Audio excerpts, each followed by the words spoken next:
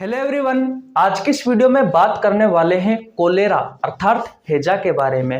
हैजा एक bacterial disease है अर्थात जीवाणु से होने वाली एक बीमारी है।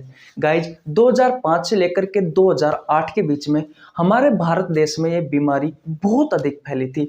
इससे लगभग साथियों हजारों की संख्या में लोगों की मृत्यु हुई थी। तो गाइज आज की इस वीडियो में हम इसी कोलेरा के बारे में, इसी हैजा के बारे में बात करने वाले हैं। गाइज ये वीडियो सभी प्रतियोगी परीक्षाओं के लिए उपयोगी है, चाहे वो रेलवे, एसएससी हो, एनडीए, पीसीएस, पुलिस, पटवार, नीट, कोई सी भी प्रतियोगी परीक्षा हो साथियों, सभी परीक्षाओं के लिए ये वीडियो उपयोगी रहेगी।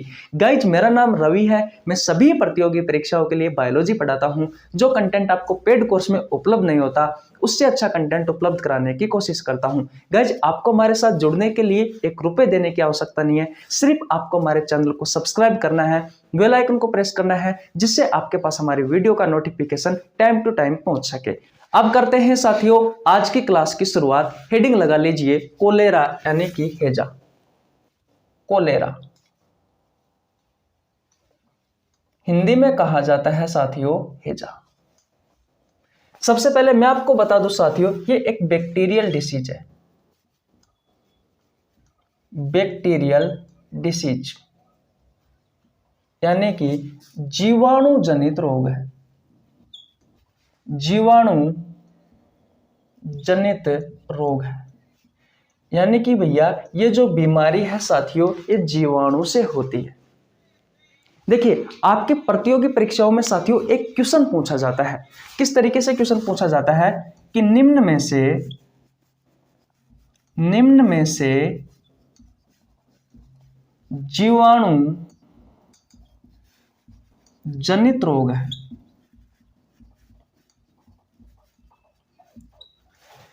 एक है साथियों जैसे कि कोलेरा, यह आ गया। दूसरा आ गया साथियों डेंगू। तीसरा आ गया चिकनगुनिया।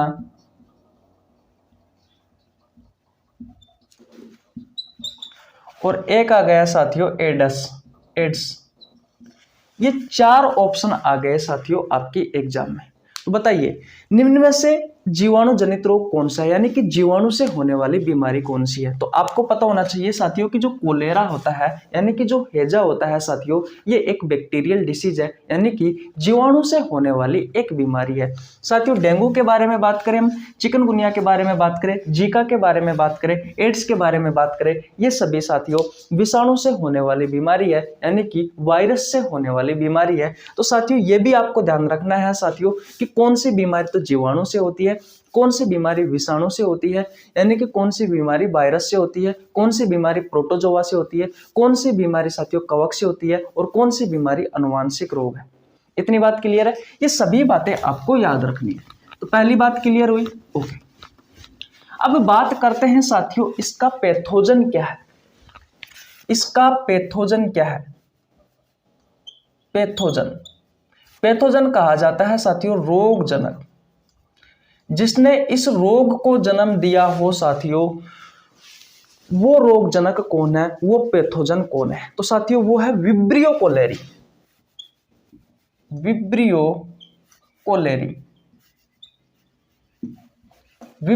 कोलेरी। ये साथियों एक बैक्टीरिया है, एक जीवाणु है साथियों, जिसके कारण आपको ये रोग होता है कोलेरा यानी कि हैजा। बोलो भैया। तो आपसे आपके प्रतियोगी परीक्षाओं में पूछा जाता है साथियों कि हैजा का रोगजनक क्या है, तो आप क्या बताओगे, विब्रियो कोलेरी। देखिए पैथोजन की जो किताब के अनुसार भाषा है साथियों वो क्या होती है, और ऐसे तो हम कह सकते हैं कि जो रोग को जन्म देता है वो होता है साथियों पैथोजन यानी कि रोगजनक।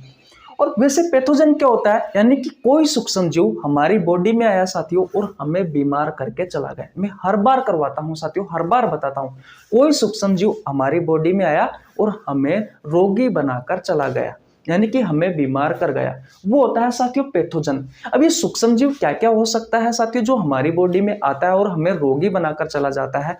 वो वायरस हो सकता है, वो बैक्टीरिया हो सकता है, वो कवक हो सकता है साथियों, वो प्रोटोजोआ हो सकता है, या कोई ऐसा सूक्ष्म जीव हो सकता है साथियों जो हमारी बॉडी को नुकसान कर सकता है। वो होता है साथियों पैथोजन। तो भैया कोलेरा का पैथोजन क्या है साथियों? विब्रियो कोलेरी, यानी कि इस बैक्टीरिया के कारण साथियों आपको कोलेरा हैजा होता है। ये एक बैक्टीरिया है। इतनी बात क्लियर है। अब बेटा बात यह आती है कि ये बैक्टीरिया हमारे शरीर में कैसे आया। तो इसका वेक्टर क्या है साथियों?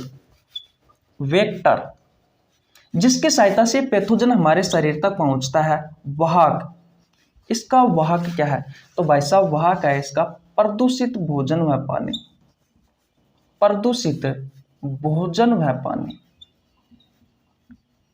गंदा पानी और गंदा भोजन आप करोगे साथियों, तो गंदे पानी में गंदे भोजन में साथियों ये जो विब्रियो कोलेरी नामक ये जो बैक्टीरिया है साथियों ये पाया जाता है और ये आपके शरीर तक पहुंच सकता है। इसलिए साथियों याद रखना 2005 से लेकर के 8 के बीच में ये जो बीमारी है साथियों ये बहुत अधिक फैली थी हमारे भारत में, और खासकर साथियों बिहार वाले क्षेत्र में, क्योंकि वहां पर बाढ़ की स्थिति रहती है, वहां पर पानी भरा रहता है, गंदा पानी। तो गंदे पानी में तो पाया ही जाता है साथियों विब्रियो कोलेरी। तो ये उस क्षेत्र में साथियों बहुत अधिक फैली थी और वहां पर हजारों की संख्या में लोगों की मृत्यु हुई थी साथियों। 2005 से लेकर के 2008 के बीच का जो दौर था साथियों बहुत ही खतरनाक दौर था। हजारों की संख्या में साथियों लोगों की मृत्यु हुई थी इस कोलेरा से, इस हैजा से। तो आपसे एग्जाम में क्वेश्चन पूछा जाता है कि इसका रोगजनक क्या है? विब्रियो कोलेरी है साथियों। इसका वेक्टर यानी कि वाहक क्या है? तो प्रदूषित भोजन और पानी है, यानी गंदा पानी पियोगे साथियों आप तो याद रखना आपको ये बीमारी हो सकती है। गंदा भोजन करोगे साथियों तो आपको ये बीमारी हो सकती है। लेकिन मैं आपको बता दूं साथियों अब टेंशन लेने की आवश्यकता नहीं है, क्योंकि हमारे भारत में ये जो बीमारी है ये नगण्य हो गई है, यानी कि नाक के बराबर हो गई है। क्योंकि साथियों अब सभी लोग समझदार हो गए, सभी साथियों अच्छा पानी फिल्टर यूज करते हैं साथियों, अच्छा खाना खाते हैं, तो भैया अब ये बीमारी नहीं होती है। अब साथियों होता क्या है, ये विब्रियो कोलेरी क्या करता है? हमारे पाचन तंत्र वाले हिस्से में जाकर इन्फेक्शन करता है। कहां जाता है साथियों? आपके पाचन तंत्र वाले हिस्से में। तो देखिए इसके सिम्टम्स देखते हैं। सिम्टम्स यानी कि इसके लक्षण देखते हैं। ये साथियों डायरिया, डायरिया का मतलब होता है साथियों उल्टी व दस्त। आपको साथियों लगातार उल्टी होती रहेगी, लगातार आपको दस्त होते रहेंगे इस बीमारी में। इतनी बात क्लियर है। लगभग साथियों मैं आपको बता दूं लगभग दिन में 5 से 6 बार उल्टी होगी। अगर भैया आपको उल्टी हो रही है दिन में 5 से 6 बार, आपको दस्त लगे हुए हैं साथियों, तो आपके शरीर में पानी की कमी होगी। आपके शरीर में पानी की कमी होगी। आपके शरीर में क्या होगी साथियों? पानी की कमी होगी। अगर भैया आपके शरीर में पानी की कमी होगी भैया तो आपको थकान महसूस होगी। थकान महसूस रहती है, इस रोग में महसूस रहती है। शरीर दुबला पुतला हो जाएगा, शरीर दुबला पतला हो जाएगा।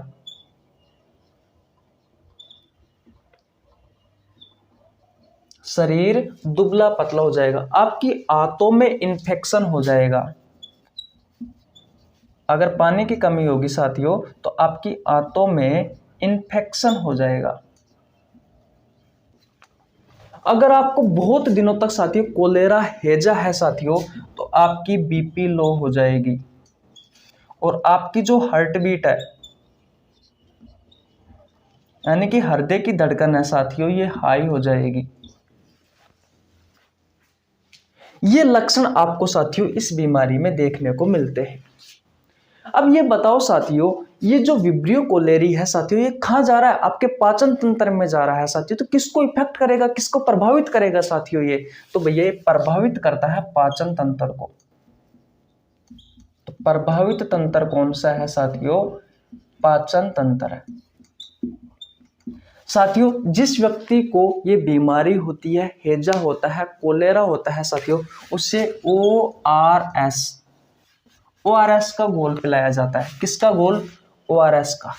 देखो होगा साथियों, जब भी शरीर में पानी की कमी होती है, निर्जलीकरण होता है, डिहाइड्रेशन होता है साथियों, डिहाइड्रेशन बोला जाता है निर्जलीकरण को। शरीर में पानी की कमी होती है उसे बोलते हैं डिहाइड्रेशन, निर्जलीकरण।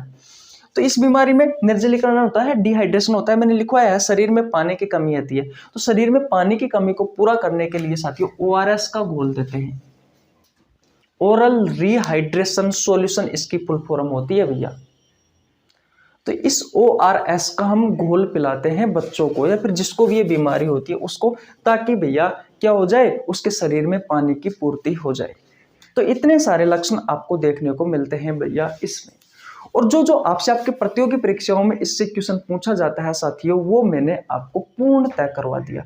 बस यही बातें याद रखनी है, ज्यादा आपको जरूरत नहीं है आपको ज्यादा याद रखने की, क्योंकि बहुत सारे रोग है साथियों, बहुत अच्छे रोग है जिनसे बहुत अच्छे क्वेश्चन निकलते हैं। इस रोग से इतने ही क्वेश्चन निकलते हैं जो मैंने आपको अच्छे तरीके से करवा दिया। एक बार और रिवीजन करते हैं। पहले आप स्क्रीनशॉट ले लीजिए। ले लिया बेटा स्क्रीनशॉट? ओके, देखते हैं। कोलेरा एक बैक्टीरियल डिसीज है, यानी कि जीवाणु से होने वाली एक बीमारी है। इसका पैथोजन है विब्रियो कोलेरी। वेक्टर यानी वाहक है प्रदूषित भोजन में पानी। पर आप गंदा पानी या गंदा भोजन का यूज करते हो तो इसी के थ्रू साथी विब्रियो कोलेरी आपके शरीर में पहुंचता है और ये जाकर के आपके पाचन तंत्र को प्रभावित करता है। ठीक है, आपको डायरिया, उल्टी होगी, सबसे पहले यही लक्षण दिखाई देते हैं। आपको दस्त होगा साथियों, उल्टी होगी, लगभग उल्टी साथियों आपको 5 से 6 बार होगी दिन भर में। इससे तो साथियों उल्टी होगी, अगर दिन में 5 से 6 बार दस्त लगे हुए साथियों तो आपके शरीर में पानी की कमी होगी। लगभग 5 से 6 बार उल्टी होगी, शरीर में पानी की कमी होगी, आपको थकान महसूस होएगी और आपका शरीर बिल्कुल पतला हो जाएगा। इस बात का आपको ध्यान रखना है। अगर साथियों बहुत दिनों तक साथियों आपको ये हैजा होता है तो आपके हाथों में इन्फेक्शन हो जाएगा, आपका BP लो हो जाएगा और हार्ट बीट बढ़ जाएगी। आपके शरीर में पानी की पूर्ति करने के लिए ORS का घोल पिलाया जाता है, ओरल रिहाइड्रेशन सॉल्यूशन इसकी फुल फॉर्म होती है। जो तंत्र प्रभावित होता है साथियों वो है पाचन तंत्र। तो आशा करता हूं भैया ये वीडियो आपको बहुत अच्छे से समझ में आ गई होगी। इसी तरह की और वीडियो देखने के लिए साथियों आप हमारे साथ जुड़िए। सिर्फ आप चैनल को सब्सक्राइब कर लीजिए, बेल आइकन को प्रेस कर लेना, जिससे आपके पास हमारी वीडियो का नोटिफिकेशन टाइम टू टाइम पहुंच सके। मिलते हैं साथियों नेक्स्ट वीडियो में, तब तक के लिए जय हिंद जय भारत। हम साथियों ह्यूमन डिसीज पढ़ रहे हैं, प्रोटोजोनल डिसीज पर मैंने वीडियो बना रखी है साथियों। अनुवांशिक जो रोग है, जेनेटिक जो रोग है साथियों, उन पर मैंने वीडियो बना रखी है। अब मैं पढ़ा रहा हूँ आपको जीवाणु से होने वाली बीमारी और विषाणु से होने वाली बीमारी, दोनों को ही एक साथ करवा रहा हूँ। जो मेरे को अच्छा लगता है उसी रोग को मैं करवा देता हूँ साथियों, पर आपको यह कोई सा भी रोग नहीं छोड़ूंगा। जो आपसे आपके प्रतियोगी परीक्षाओं में पूछे जाते हैं उन सभी रोगों के बारे में हम जरूर चर्चा करेंगे। तो मिलते हैं गाइज नेक्स्ट वीडियो में, तब तक के लिए जय हिंद जय भारत।